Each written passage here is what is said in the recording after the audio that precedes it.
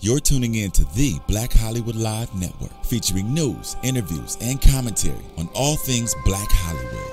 Hollywood redefined. From Los Angeles, California, presented by Maria Menounos and streaming live thanks to Akamai Technologies. This is Black Hollywood Live.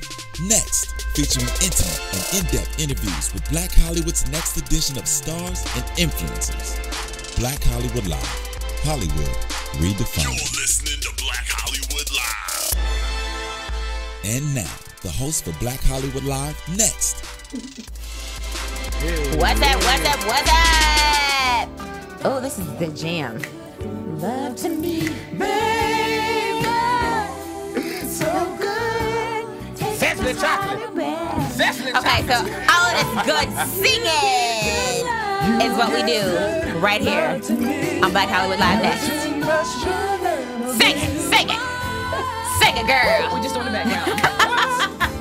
Baby, you give good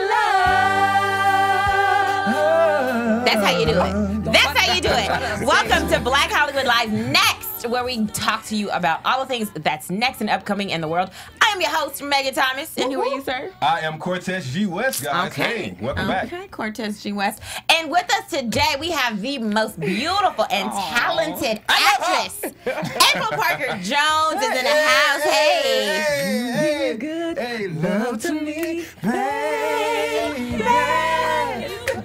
Wrong part. Don't get me to sing. We're having a Whitney moment right I now. know. Have you? Did you always want to become a background singer? I mean, listen, I had dreams of once becoming a background singer. Okay. I never really professionally tried to pursue it. Really? But there was always that far off dream, that what if, and seeing background singers on TV going, I could do that. I could sway like Right. I can It's all sway. that sway. Yeah, it's 1, all 2, about the sway. that 2 And step. that point. And the shoulder. bring it back. And bring it back. Yes, because I didn't want the spotlight on me. Right, too right, much, right. So, Right. yeah. Well, we're about to put the spotlight on you today. I see. You gonna learn today. Oh, you Right. learn today. Yes. I'm ready. So we talk about stuff that's going on in the world. Let's start with some casting news. Okay. So the Aaliyah biopic came out this past weekend. It was called Aaliyah, the Princess of R&B. 3.2 million views while you sleeping. Okay. 3.2 million people watched it. See? Okay, and it was the second most watched television film of the year. Wow. However, Wow. there's a lot of criticism. A lot of criticism. Did you watch this, Cortez? Wendy Williams, girl, stay in your place. A lot of people didn't like it because they said that the casting was off. I mean, okay. Timberland didn't look like himself. No, Missy was Kelly. kind of skinny. Oh. Like, people didn't look like who they were supposed to look like. And Okay. it was an unofficial biopic. So for that reason, Aaliyah's music wasn't in it. Her family didn't approve of it or anything. I heard that, and they can do that, and so that's something for people to know. Just because you do a biopic of someone doesn't mean you necessarily have to get permission Right. from that That's person's true. estate Correct. to do That's it. true. And but you know, in good faith and in good integrity, you might want to do that. Do that, Exactly. You know, or that's just my opinion. I would think so. If I was blessed to do a biopic of someone, I would definitely want to get the okay from the family. Right. I And this agree. was executive produced by Wendy Williams. Okay. And so on her show, Hot Topics, the hot topic was the Aaliyah biopic. And this is what Okay. she said. She was like, I see my Aaliyah movie broke the internet this weekend. Everybody got an opinion. Well, I must tell you, whether you love or hate, you watched. And that's true. Good point. But I don't know if that's good because now Timberland is mad, Missy is mad. no. They both felt like the biopic was disrespectful. okay. Okay, here's Would you ever be in a biopic about somebody that was not authorized by the family? No, I would not. And I've actually had an opportunity, and I won't call any names, to audition at least for a biopic. When I found out that the people who were casting and the people who were starring it did not get permission from the estate, I declined the audition. Right. I did, and I got some, I got some jump back on it from friends, from reps. You at the, crazy. Why you turn that down? Yeah, because really in Hollywood, as a black actress, we really don't have the luxury of turning a whole lot down as it is. Right. So, but sometimes you got to stand for something, because if you don't, you'll fall for anything. Exactly. So I felt good. I don't know. I felt like it was a new me standing up and saying, you know what, I'm not going to be a part of something that I don't agree with how it was all put together. together, and the movie hadn't come out yet, but blessings to them. But I didn't want to be a part of it. Right. Nice. Hey, well, do me a favor, move your mic in front of you. Oh, right in front? Yeah, okay. Right in front of you. There we go. Such a love. Oh, that's a difference. Right. You read yourself differently. Right. Nice. All right, let's move on to music news. No, I wanted news. to say something. Oh, go ahead. No, because Wendy Williams said no matter what, she always try to say catty stuff. She says no matter what, you watched it. Yeah, we watched it because it was a Aaliyah movie and it was the first time we saw it. But if it was in the movie theater, oh baby, we wouldn't go see it again. The people who usually come out on Thursdays at 12 o'clock to go watch a movie would have tweeted that it sucks. Don't you dare go watch it. Well, and also people watch it because people love Aaliyah. Right. Yes. We love Aaliyah. Wasn't she just beautiful and talented and gone too soon? Right. So people love Aaliyah. They want to see her, live again to a certain extent. So that's why they watched it. I didn't watch it, but I'm curious now, and I bet you a lot of people will watch it just out of the curiosity of it all too. That's true. And what's crazy is that Zendaya Coleman, who is a big, former Disney star, everyone loves her. She had actually been tapped to be Aaliyah, and a lot of people were mad because they said she doesn't look like Aaliyah. It's not right. She shouldn't be Aaliyah, and she declined. She ended up saying, I don't want to do this movie, but she said because for the same reason as you, the family didn't give us permission. There's no music in this. I don't want to be a part of it. And so it was funny, right after the movie went off, she tweeted karma. That's how she put You see? Wow. Right. So speaking of more music news, I'm so excited. Kendrick Lamar confirms that he and Lil Wayne have had a collaboration. So I'm excited for that. Now, will this end up on the Carter 5? We don't know for sure. Lil Wayne said, I'm not sure yet, but I love working with him. And that's the same thing that Kendrick said. So, of course, you got to wait till the album comes out to find out if they collab. But I think it'll be a good union, these two. Lil Wayne still around? Yes! There he is. Yeah. And we know Kendrick Lamar is hot. Yes, Kendrick Lamar is coming out with some hot stuff. Yes, so he is. Glad to see those two working together. Yeah, there you go. Good. That's positive. Hey, I'm not mad at that song. Right. Really, because he could be talking about loving something else and not such a nice way, right, so many rappers. And it's amazing. That's another story. Right. Oh, okay. It's amazing. The band with that song is in that track is dope. Okay. I like the old school feel. I think he'll bring something different for Lil Wayne. Got a little old school feel to Kendrick Lamar. Put them together. It'll be fun. Yeah. Do you like rap? Listen, I love hip hop. I grew up on rap and hip hop, but I have to be honest, I'm very disappointed at the current state of hip hop and rap music. I have a 15-year-old daughter, so I hear it. I listen to the popular station every morning when I take her to school, and some of the stuff that's allowed on the radio to be played is quite shocking and is scary and is dangerous for not all of it. Let me just put that disclaimer out. Not all hip hop, but a lot of it is misogynistic. A lot of it is degrading to women, and I just have to be real. And yes, maybe I'm getting old, but listen, I'm a mom. I'm a mom, and I see the influence that it has on my daughter and her peer group. I see the influence, when they're on social media. So listen, if hip hop artists, if you're out there listening, remember that there are daughters, there are young girls who are listening to this music. You have a responsibility, whether you want to or not. You have a responsibility because you're influencing people, even if you don't want to. They're listening and it's feeding their soul. Music feeds the soul, you guys. Right. It feeds the soul, so we have to be responsible for that. So yeah, that's my little blurb about hip hop. Since you asked, yes. Do you do poetry? Oh, look, right. Your poetry show. Right. we got to write a poem. By the way, April, as you're talking, I'm staring at your eyebrows. They are amazing. My eyebrows on fleek. That's what I was saying. I'm gonna say eyebrows on fleek now. Okay. See, I have a 15-year-old, so I keep up with what's going on. And I love it. Mama, look at this Instagram. My eyebrows are on fleek. Oh yes. So let me just give a shout out right now to Dazzle Nail. Can we just have April come every week? Yes, Thank you so much. Yes. So what's up with the next big thing, Cortez? All right. So speaking of music, we have these new girls. We're gonna play their video in a moment, but I want you to listen to the song and watch the video, and I want you to tell us after the video go off what song and group you think this may have been by. But the name of this group is the Jazmin Sisters. They are Chinese American, 4 girls, young girls, amazing singers. You would not think that they would sound like this. Let's hear.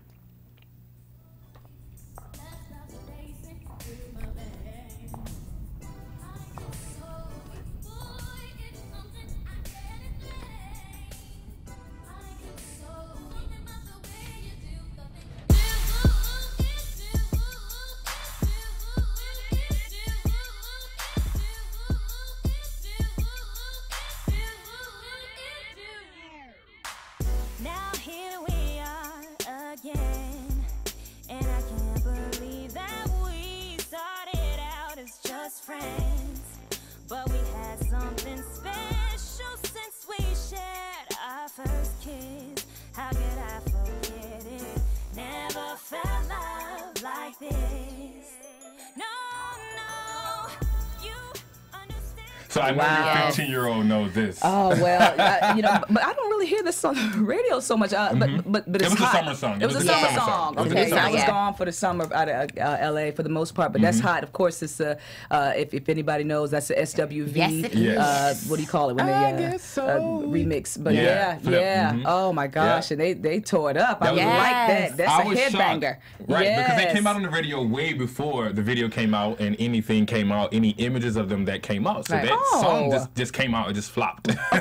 And like, not flopped like in a bad way, I mean, it just came out. Okay. But they are with, they teamed up with a Grammy Award winner, producers, Media Mafia, so that's the group that really Media got Mafia. Media, Okay. got them and... And you know what? When I first found it, at first I didn't know what they looked like. Okay. And then I saw the video. I was like, these girls are Chinese. Yeah.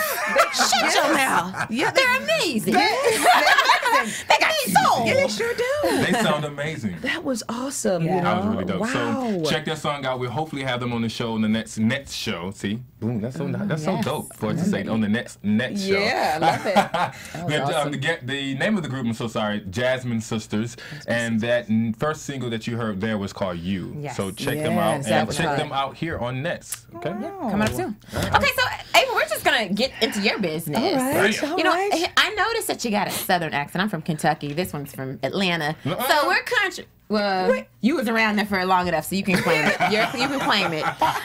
So we're Southern bumpkins. So you're from Durham, North Carolina, I right? am from Durham, North Cackalack. Tell us about I thought growing it was up there. Durham. Well, it's Durham. That's how you know you're not from there. That's what I was going to say when you're not from there. When you're from there, you Right. say Durham. Just like I'm close to Louisville, people say Louisville, and I'm like, you're not from Kentucky. no, So I get it. I get it. So what was it like growing up there? It was awesome. I mean, I went to a wonderful high school. I got to drive at 16. I went to the prom. I won prom queen. Where did you I always really? forget about that, but yeah, I don't know how.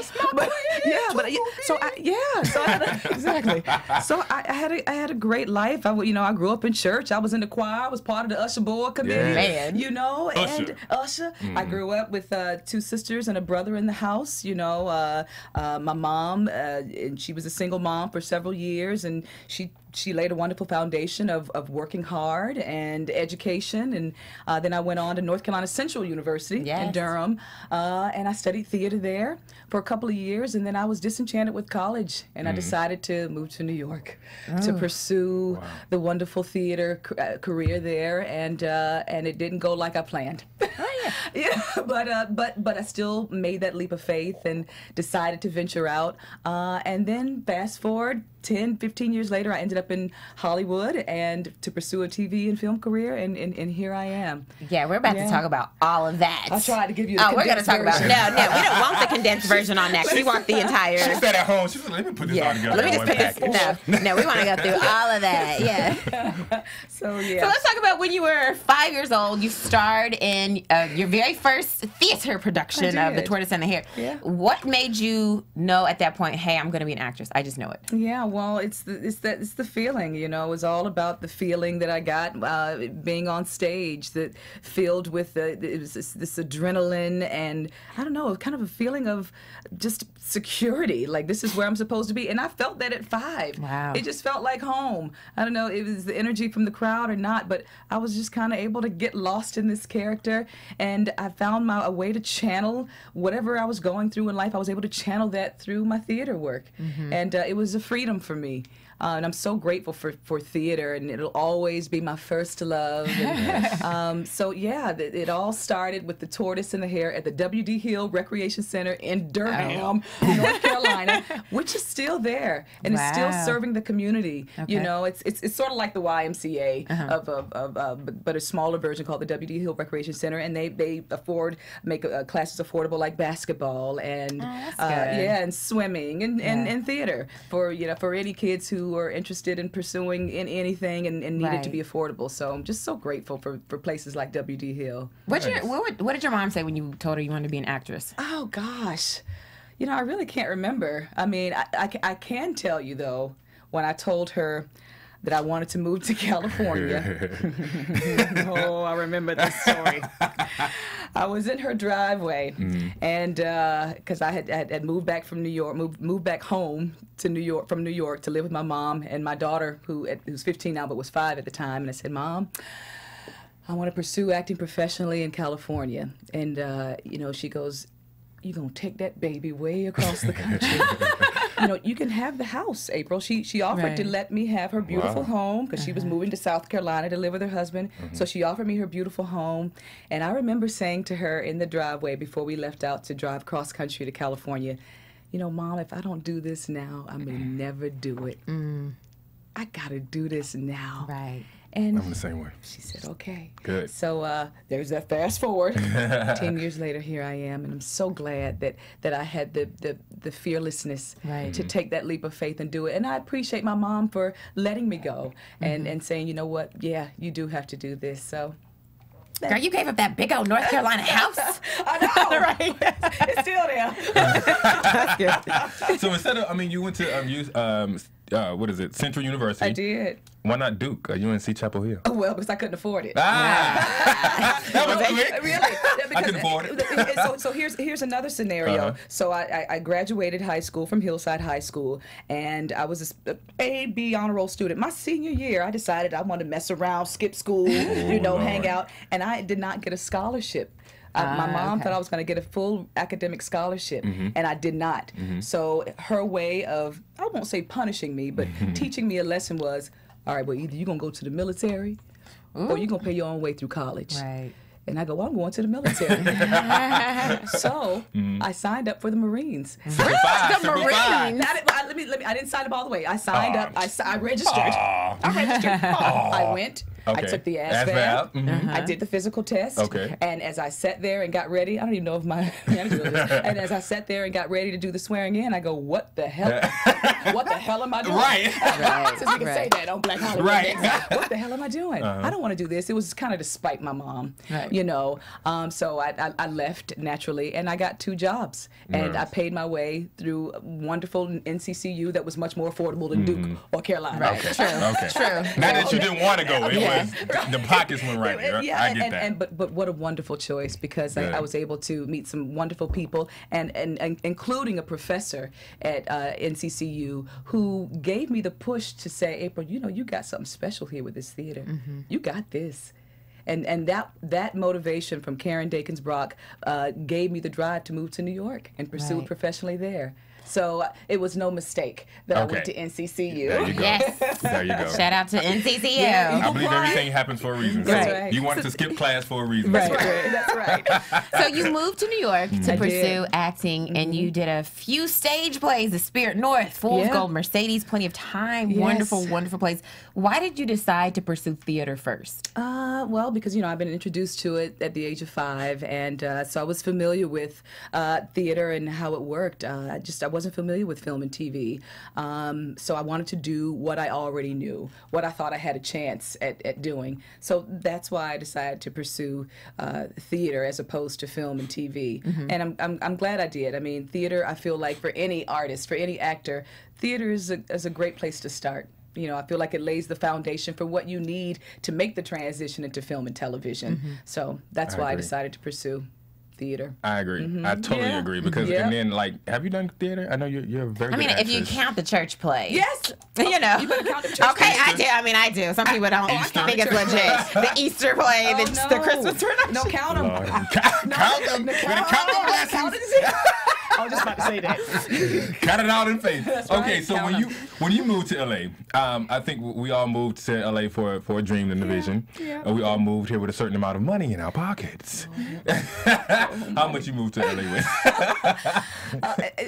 It was somewhere around 300, 350. It was just thousands. No. Dollars. No. 300. 300. And I would not even the DRED, no, 100. About $300. Are you kidding me? And look, check this And out. a baby. But check this out. But guess what? We drove from Durham, North Carolina, my mom's driveway, all the way across country to the valley, to North Hollywood, We were in a 1991 Chevrolet Cavalier. And you probably don't even know how that looked. Because there's not many of them on the road. It was a car my mom bought for me when I moved back home because I was catching the bus to go work at Applebee's. So she was like, you need a car. So her and her husband bought me this little $1,500 beater. Okay. Right before I moved, I took the car to the mechanics. Look, do your little full diagnostic on this and let me know if it's gonna make it to LA. Right. Okay. And I said, if this mechanic says this car can make it to LA, we out of here. Yeah, okay. Do you know the mechanic couldn't find anything wrong with it? Wow. Yeah. So we took our $300. It was myself, my boyfriend at the time, who's now my husband, and my 5-year-old, and like all the underwear we could fit in the back seat. Right. And we drove across country. I mean, even just retelling the story makes me a little emotional because. Had we tried to do it now, we probably wouldn't because we're so scared now as parents. Right? And, you know, just the fearlessness that we had, just the small amount of faith that we had to drive way across country to a place we'd never been. We have no family here. Right. Oh, gosh, don't do this, April. But that's all it takes. Gosh. You about to That's make me real. cry. That's real. We had no family here. We just had friends here who said, April, you should come to LA. You and your daughter can stay with us. My husband stayed with his friend, John. And we moved here, and God is so good because we didn't know where we were staying. I stayed in North Hollywood on Vineland and Moore Park with a girlfriend. Jay, because we shared this car for the first 2 years, ended up staying right around the corner. That's, by the way, this is a picture of your car. A similar. Thank you, producer Alexis. I love Alexis. That's our engineer, guys. Alexis, I love that. That's pretty close. Ours was a little bit more beat up than that. It was all white and 4-door, but I appreciate this. It was a 4-door. Oh my gosh. And we named the car TP, which stood. My nephew named it for us, which stands for Tough Puppy. And we drove that car all the way here. We got to North Hollywood, and it broke down as soon as we got here. Wow. We had to borrow money from Jay's grandmother to get the car fixed. Man. The AC went out on us right as we were coming across the Mojave Desert. Wow. So my 5-year-old is literally in the back seat rubbing ice on Jay's head as he's driving because we were hot as hell. It had to be in the hundreds. I mean, it was the summertime. We came in right before Katrina happened is when so it was really hot. But we made it here, honey. April, that's a book. You know what? Or a memoir or something. Something like I will. for real. I am. And I will. Yeah. I'll work on that and I'll let you know. You had me think about my story right there. Aww. I can't wait to hear this story. Really, I'm serious. Really? And we need to tell those stories. Exactly. Because people think, you just come here and, you get an agent and you get auditions and bam, it don't work like that. I've been out here almost 10 years next year. So this is not some overnight thing. I've been toiling away at this thing since 5 years old, doing them church plays, because they do count. Yes. And so, it's a process. But if it's just like anything else, any dream worth having, you just got to stick to it, man. Yeah, stay you on gotta track. stay Right. the course. What made you say, I'm going to move to LA to pursue acting versus staying in New York to do it? You know what? I just had a rough time in New York. That's a really good question. Yeah. I had a rough time in New York. I mean, like I was telling you earlier in the story, as soon as I got to New York, I actually got pregnant with my daughter. So, that kind of went my dreams of pursuing. You was having sex. Oh, what? It was immaculate April, conception. you was having sex. Actors don't have sex. Jeez, Mom. Mom, no. Not only that, it was out of wedlock. So it was just, it was just kind of I won't say bad because I'm out of it. I have a beautiful daughter. But I said all that to say sometimes your plans don't go as planned. Right. So I went to New York to pursue this career, ended up getting pregnant and with my daughter, and it was more about surviving, so I couldn't pursue at the level that I wanted to pursue, and trying to take care of her. So when I moved back home to kind of regroup, I had a choice, yes, to go back to New York or to LA, and I go, you know what? I've tried New York. Let me try LA. Right. So that's the reason why I chose to come out here, and I'm so grateful. I love the sunshine. This is great. Yes, and you can always go back home. That's what I tell people. You know what? Home doesn't go It anywhere. ain't going nowhere. It ain't going nowhere. I wouldn't want to do that though. Why? Just go back home? No, I'm saying the point being you can always leave home because it'll always be there. Yeah. So you can always go back home if you need, you know what I mean? But at least Absolutely. go see what's out there. Absolutely. So when you got to LA, you've done so many things. You've had recurring roles on The Young and the Restless, The Unit, Fosters, and of course the hit CBS show Jericho, which I love. Yeah. I loved it. You started as Dossie Hawkins. So what was it like to say, oh my gosh, I have a recurring role on a big show? Well, I'm going to tell you like this, sweetheart. It was not a recurring recurring role initially. When I was cast in that, it was a co-star, you know, and they said, look, you booked the show. It's a one day co-star, not even a guest star. One day co-star, had my 2 lines. I was over the moon. I was thrilled to be on a major network show with Lenny James and Skeet Ulrich. Sure. Week after week, my agent will call, you know, they want you on the next episode. They want you in the next episode. Fast forward 20 episodes later, they want you in the next episode. So my little co-star got bumped up to a guest star, and which became a recurring. So it just goes to show you never can tell with Hollywood. No role is ever too small, right? because this was supposed to be a 1 episode deal that kept going and going and going, and it was great. It was like my first real television experience, so I learned a lot, kind of hands-on while I was there. Lenny James, amazing actor, taught me a lot while we were there too, just about camera positioning and working for the camera, because I'd never really taken any classes, you know, on camera classes, just my theater. And as you know, theater is so much different from TV. You know, it's not as big and, you know, deliberate. So I had to kind of learn how to tone things down, kind of tone my facial expressions down a bit, and it was a learning process. But I was fortunate to kind of learn on set. And have wonderful people around me like Lenny to help me learn at a faster pace. That's good. Thank you. Oh yeah, that's definitely. I'm so inspired because I'm sitting here like, because I mean I came from theater as well, so just like I know how hard it is to try to like focus on the camera. Yeah, because in theater, if you mess up, you can catch yourself right then and there. You sure but can. To know your angles and know your stuff with cameras is kind of hard. See, I'm like the opposite of you guys, because I feel like theater is so much harder. What? It is, because you have, if you mess up, you got to keep it moving. She's got a point. You know what I mean? No, She's got a point. They can say cut and redo anytime, it if you do it on TV. She's right, and I have to agree with you. Yes, really? It's hard. The theater's hard. Yeah. Well, if you think it's easy, then you good.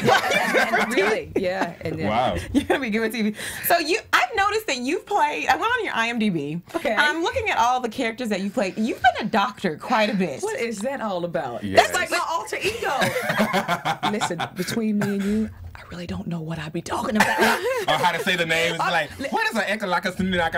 What is that? That's happened to me so much, and so that I remember one audition I had. I think it was for CSI Miami. I did not know what the word is, so I went to Walgreens pharmacist and I asked, "How do you say this medicine?" And they told me. So listen, I've been able to learn so much about vocabulary and just different sciences playing these characters. And I always say it's my alter ego, because my running joke is I'm really not the smartest one in the bunch. I say that too. Do you? Yes, I always say that. I'm like, yeah, I'm not the brightest bulb in the butt. Yeah, but I like to have fun and I'm feisty. But these characters are the complete opposite of me, and I think it's really cool. And I think it's really cool that my daughters get to see their mom kind of playing these women in positions of authority and leaders, and they need to see that. You know, we don't get enough of that. So for me to be able to play those type of roles is a joy and an honor. And but I do believe that as my career evolves, that I'll be able to, you'll see different sides of me. I mean, even with Natalie and If Loving You Is Wrong is something different for fans to see. So that's been fun to play too. So sing with me, come on. If loving you is wrong, you gotta get deep. I don't wanna be right. And you gotta shake the head, you gotta do the head shake. That's that Casey JoJo. I don't wanna be right. Yes! So you played Natalie, right? I'm over here dying. On this show, on Tyler Perry's show on OWN. Yes. Oprah Winfrey's network. Yes. Plug it. If Loving You Is Wrong, it's a great show, awesome show. I have another friend that plays on that show. We'll talk about that later. Okay. So you played Natalie. Tell us yes. Tell us about your character as playing Natalie, and how was it, getting into that character? Yeah, well, listen, she's a character like I've never played before, but the funny part is she's a lot like me. Wow. So it wasn't really a stretch. She came very easy. It came very easy to find her voice and to find her truth. And I'm having a blast. You know, the voice I give Natalie is pretty much like how I talk to my husband at home. So it's a lot of fun.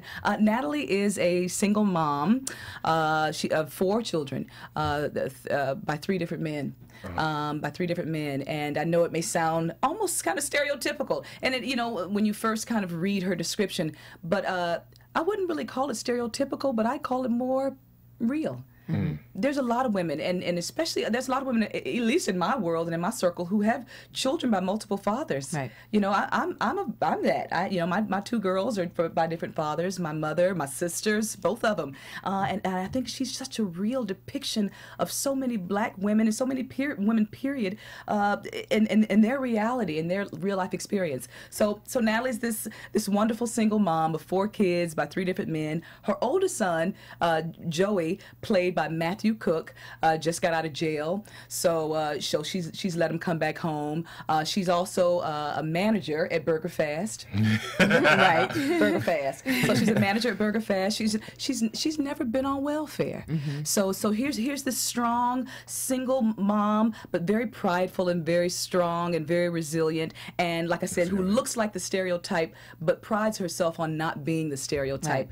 Right. I'm having a ball playing her, and I really feel like, you know, that the fans will be able to really relate to Natalie in so many ways, like I did. Right. So that's the skinny of it. So you're having a ball playing Natalie, but how is it like juggling your family and your kids? I mean, you have a 5-year-old and a 15-year-old. In my real life? Beautiful life, yeah.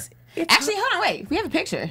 That's a surprise. My babies. Well, that is. She is beautiful. Oh. Yes, we stalked your Twitter page, girl. Oh, yeah, girl. We got They're you. so beautiful. I was looking at your babies like, oh my goodness. They have these bright smiles. Right? Oh, how is it having a 15 and a 5-year-old? It's hard. It's hard. And they get along? They really get along? Not all the time. Really? And Mia, I love you, but my 15-year-old sometimes starts acting like a 5-year-old. Justice hit me. Mom, are you telling her to stop? She getting on my nerves. Come on, really. So it's hard, but it's the greatest job in the whole wide world. Gosh. I'm having a blast, and I feel so blessed because I feel like this is what life's about right here. Really? This is what life's about. You know, I'm so proud of where my career. And you too, Joseph Jones. Yeah. Oh yeah. Oh yes. Shout out your And husband. my third baby. Yeah, I'm so proud of where my career is and where it's going. But this right here, this is the cream of my life right here. I gotta take this picture. You should see your face, girl. Right. What is it? How is it juggling such a busy career in your family? Oh man, it is tough. But thank God I have my husband Jay. I mean, he's really he's my rock and he's my support. Look, with anything, teamwork makes the dream work. You know, you got to, and that's with anything in life. If you want think about anybody who's successful, they got a team of people. I mean, I got a team of people here with me now, and you know, so when you surround yourself with those people who care about you and who have your best interest in mind, you'll be fine. Yes, it's tough, but such is life. Life is tough for everybody. Right. It's hard out here. It's hard out here. It really is. And for a pimpette, it's hard out. Really, it's hard out here. But you find a way to make your life sane, and that's by keeping good people around you, feeding your soul, man. If they ain't feeding your soul, you got to go on and cut them out. Yes, I feel really, that. You know, or because it can be draining. So I'm so grateful to be at a place where I'm mature enough to understand how important a team is. So yes, it's hard, but I got a good team. That's good. All right.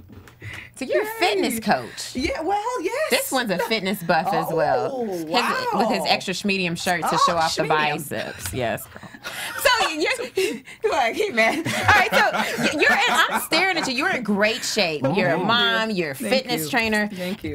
Have you ever considered doing any action type of movies like Angelina Jolie? Yes. Look.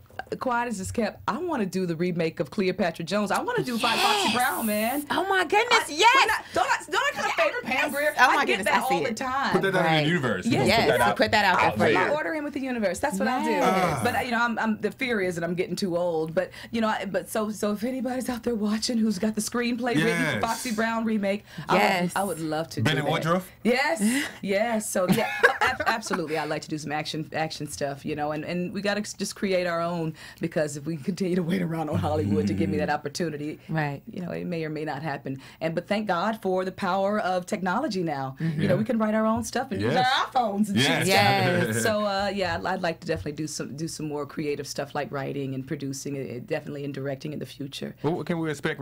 Speaking of future, what can we expect? Right now I'm just continuing to promote this wonderful show, If Loving You Is Wrong. I did an episode of How to Get Away with Murder. Yes! So much fun. Such a wonderful show. And I believe the episode airs next week. Okay. I'm not going to give too much away. You'll just have to watch and see it. I know y'all out there watching it. I know, because I've seen the numbers. And just enjoying the present, because the present is a gift. You can write that down. I already did. Right there. Got it. Because the present is a gift, and I'm so glad for this moment. I'm so glad to share it with you guys and your beautiful faces. Energy is amazing. I love it. I know. I'm so grateful for the moment, and so I try not to look too far down the line. I just want to enjoy right now, and that I am. Nice. Yes. So before we get out of here, where can your fans find you? Oh yes, that's right. Social media. Thank God for my 15-year-old. Yes. So I'm on all 3 platforms. I'm on Twitter, and Facebook and Instagram at _Parker Jones. _Parker Jones. April Parker Jones on Facebook. Get so it that's right. where they can find me. And when can we see If Loving You Is Wrong? If Loving You Is Wrong, they're showing the reruns right now on the OWN network, the Oprah Winfrey Network, but you can catch it on Tuesday nights at 9 p.m. The new season will air at the end of March, so stay tuned. Stay tuned. Ooh, I cannot wait, because that show was amazing. Yeah. Thank you. It is amazing. Thank you. It's Yes, a lot and of where fun. can we find you, sir? Oh, Me? Oh. You can find me in sis, sorry. See what I'm talking about? It always happened during the show, see? You can find me on all social medias at Cortez G West. You can also follow us on BHL Online as well, okay? How can we find you, Mike? Well, As where? always, you know you can find me on Twitter, Facebook, and Instagram at Meg Scoop, like scoop of ice cream. Oh. And until next week, see you later, April. We love you. Had so much fun with you. too. Thank you. More guests in the future. We'll see you next time. Booyah! From producers Maria Menounos, Dario Kristen, Tiana Hobson, Kevin Undergaro, and the entire BHL crew, we would like to thank you for supporting Black Hollywood Live, the first online broadcast network dedicated to African American entertainment. For questions and comments, contact us at info@blackhollywoodlive.com. Like us on Facebook, tweet us or Instagram us at BHL Online. And I'm your BHL announcer, Scipio. Instagram me at Planet Scipio. Thank you for tuning in. Hollywood, redefined. redefined. The views expressed here are those of the hosts only and do not necessarily reflect the views of BHL or its owners or principals.